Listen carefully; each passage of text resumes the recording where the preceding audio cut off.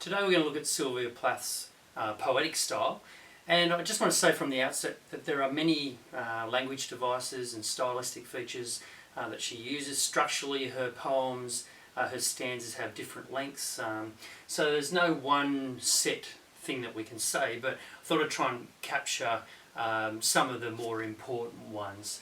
Most importantly, we want to look at her poetry as confessional poetry, and that style of poetry had a strong personal voice that provided readers with an insight of the internal thoughts of a poet or of the subject of the poem, which wasn't apparent before. You know, in a conservative society, the taboo subjects were not discussed in a public forum, and that included through literature as well. And so this was really quite revolutionary and began in the late 50s and early 60s in the United States, where there would be an outpouring of emotion and, you know, characters or poets' vulnerabilities were exposed. And the idea of that was it was a form of catharsis. It was an outpouring of a way that you know, it's an expression of the anxieties that were, you know, typical of the time, but they were meant to be, you know, remain behind closed doors, and so this is you know, an evolution of the poetic form. So that's really the big thing that you have to be aware of and have to talk about in your poetry essays. So from here on, there are a number of things that Plath uses, and depending on the poems that you're talking about, will be relevant to, you know, what you use. But really, I think if I just quickly look through here and I said, well, of all these things, the most important I think would be this idea of meiosis and the allusions that she uses. Ascendant is a good one as well. I do find that Plath uses assonance very effectively, and it's something that really stands out for me in her poetry that I haven't really seen in any other poems as such. So, let's have a look at the terms. The term apostrophe, if we look at the poem Daddy, she's the poet. The subject of the poem is addressing her dead father. So that's what an apostrophe, or what apostrophe is. It's the addressing of someone who is not present. In Nick and the Candlestick, Lady Lazarus and Fever 103, the structure of the poem, the stanzas are tercets. They are 3-line stanzas. Other poems have 2 lines, and she has ones that are longer stanzas, but it may be appropriate if you're talking about those poems. Enjambment is the idea of where a line runs over from one line to the other, and I've picked this one from Lady Lazarus that looks at the fact that you know, it is the theatrical comeback in broad daylight. So her survival, or, you know, restoration from an attempted suicide is compared to a theatrical comeback, and these lines actually go over stanzas as well. So what that does is it places an emphasis, you know, that it is the theatrical comeback is a way of dramatising a failed suicide, but it also creates a sense of movement and rhythm in the poem that is quite effective. Then we've got assonance. So if we look at the poem Daddy, you do not do, you know, Daddy black shoe. It's the repetition of the vowel sounds, which creates you know, that spectral, ghostly ooh sound that haunts the poem. You know, it adds to that emphasis that she's the tone that she's creating. Now, we were talking about enjambment, where it runs over the lines. An end stop line is where the line has a full stop at the end, and these are used many times by Plath. I am a miner, the light burns blue, and the idea is to create an emphatic statement, and there is certainty there, and it's presented as a definitive truth. You know, and so that is worked through quite a bit too. Plath uses meiosis quite a bit, where she downplays things. So I've done it again. That's from Lady Lazarus, and here, you know, it can be seen as her downplaying a failed suicide attempt.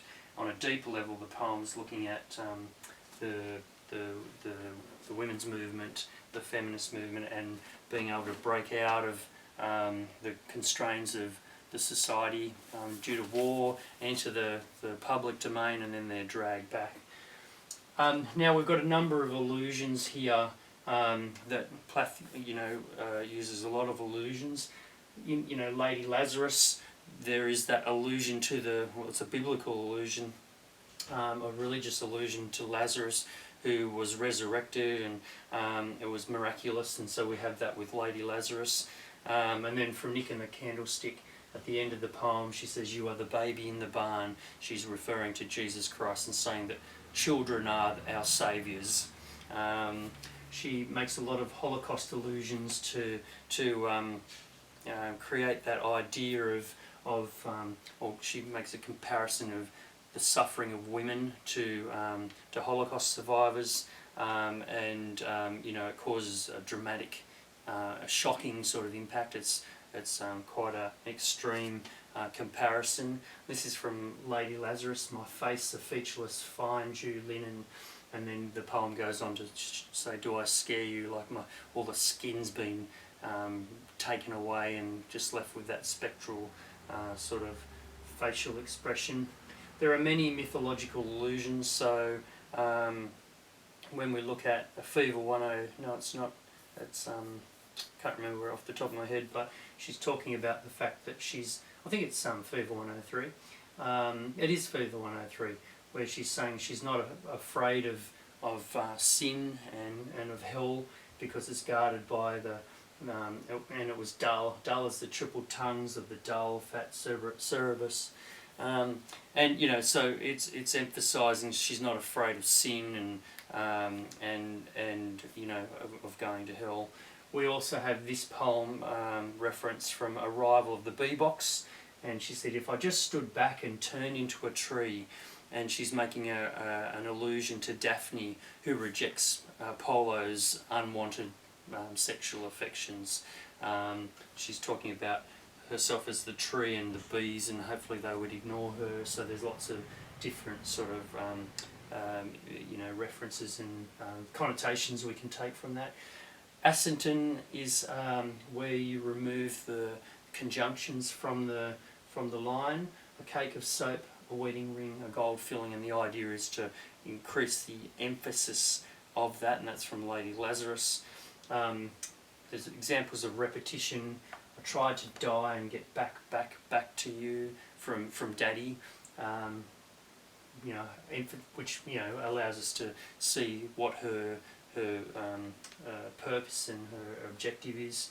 And then we have from A Birthday Present, "Only let down the veil, the veil, the veil," and that creates an emphasis on this idea of the desire for what she wants, which is behind the veil. So there are a lot of very effective devices that Plath uses. Her poetry is very intense, and it's constructed so well. And these are the type of things that we want you to be looking for. But essentially in an essay you can't talk about everything, so you want to pick a couple really big quality things. So that's why I'm sort of suggesting these ideas of the allusions are really good, the ascendant, and this notion of confessional poetry. But if you can look at a poem and say, well, what are the really big things that lead to strong, the strongest statements in the poem, and focus on those rather than looking for just trivial things. It'll just help improve your analysis. Ted Hughes, in response to Plath's collection of works, Ariel, over the 30 odd years after Plath's death, he utilised all of, not all, but many of Plath's poetic devices, stylistic features, and to construct a response to her poems and the ideas she presents. So Hughes never wrote in a confessional style. That wasn't his style of writing, but he adopts that, and he adopts her voice, the voice that she creates, and uses a lot of these, not only the devices, but he takes the ideas and the words from her poetry, and builds that. The one that I've just remembered that I haven't put on there is imagery, and particularly colour imagery, the reds, whites and blues. There's a lot of references in Plath's poetry and of course in Hughes's as well. So that's one that's quite significant, and I only just remembered them. So anyway, this will set you up and give you a bit of an idea of the types of things that you could be talking about when you're deconstructing your poems.